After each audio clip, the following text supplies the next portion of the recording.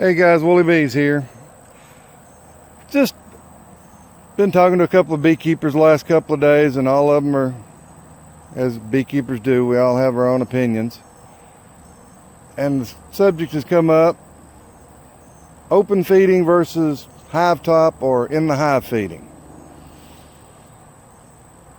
Well, today we're going to look at what my opinion is, and opinions are like you know what, they all stink. But this is my opinion. Maybe you'll find some good information in this, maybe not. But first off, it forces the hive to forage, and those foragers will come back and do a waggle dance, which actually stimulates the nurse bees to force the queen to lay more. We're in the middle of the dearth. This is August the 16th. Not had any rain to amount to anything in the last close to 2 months. So it's dry as dry can be. The grass is brown. So looking at that, if you're feeding hive top or feeding in a boardman feeder or frame feeder, you're not forcing the hive to actually do anything. The foragers are flying around looking for what meager morsels they can find. And they bring those back, but most of them are just expending energy, eating up what stores are in the hive.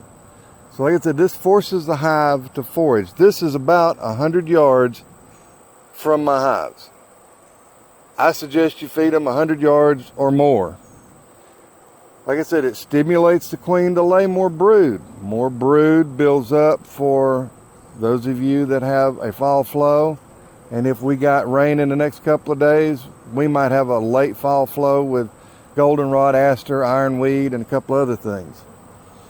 But the foragers come in, they pass that nectar off, or sugar water with my essential oil mixture, and I'll link that in the bottom, or put it as a click at the end of the video. But it stimulates those receptor bees to take that, store it. The nurse bee goes, hey, there's a flow on. Groceries are coming in the front door. As long as they're flying, it gives them something else to do other than check out their neighbors' hives and maybe start robbing for those of you that have Italians. I've gotten rid of Italians and my robbing has went to zero. It feeds the hive. What I'm doing, the old gentleman that taught me how to be a beekeeper, if you go through and click on Woolly Bees library, you'll find the foul-mouthed beekeeper. Fred's been keeping bees for 64 years.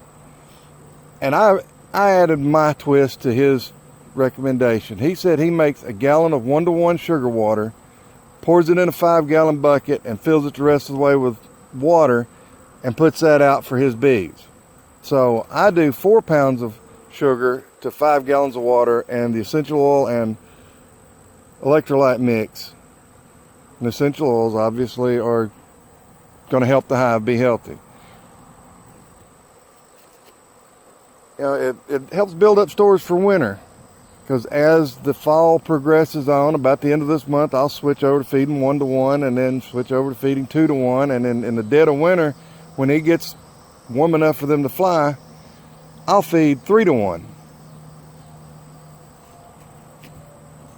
You know, it basically eliminates the need for water collection. This way diluted sugar water substance that I'm feeding, because we could walk back here and check out my water sources and you might find 1 or 2 bees on them. That's it.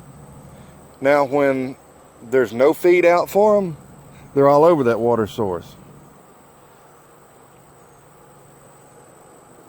Does, community feeding make your bees lazy? No. You can gauge. This is one great way to gauge your flow. I hope you guys can see all these bees glistening in the sunlight going by. We're feeding about 120 hives here. But you can gauge your nectar flow. Excuse me, because when there's a nectar flow on, I can put this out all day long and you won't have anybody on it. You might have 15, 20 bees checking it out, and that's it. Everybody else is going to that nectar source. When that nectar source slows down or completely shuts off, which it can do in the day, they'll be right back on this sugar water. It's a great way to gauge the flow, as I was saying. A hive top feeder, frame feeders, boardman feeders, they're great ways to put sugar water into the hives, but they do not stimulate that queen to brood up. Boardman feeders, in my opinion, they're worthless, except if you're using them on like a top bar hive, a coffin hive, where they're actually considered inside the hive. Because boardman feeders are good for causing robbing if you've got them on the front of the hive. And in no way, shape, form, or fashion do you put anything with lemongrass oil in it in your hive without feeding everybody. And I personally don't do it at all, because Honeybee Healthy, Bee Pro, all of that stuff has lemongrass base origin, and lemongrass mimics the queen or the Nasonoff pheromone of come here. So that's why they're attracted to the hives that you're feeding. You wonder, oh, I'm feeding this weak hive and now they've been robbed out. Majority of the time, it's the lemongrass oil that you put in there. Guys, have a great day. I've had a wonderful day in the bee yard. I think I'm going to go in and have me a glass of tea and watch a little TV and get a shower. Thanks for watching. Hit that like and subscribe button.